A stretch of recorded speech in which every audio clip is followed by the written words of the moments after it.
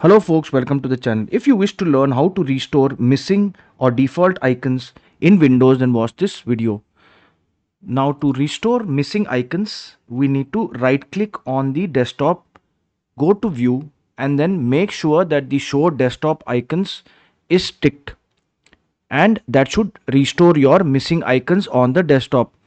Now if you want to restore the icons to their default view, and let me explain what it is. So right click on the desktop, go to personalize, go to themes, and then go to desktop icon settings. Now for example, I have changed this icon to this symbol. All right, and I will show it to you.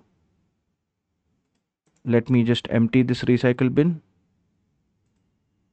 All right, and you can see that this symbol has been changed. Now I want to restore it back, so I will right click on the desktop, go to personalize, then go to themes and go to desktop icon settings, and then I will click on restore default.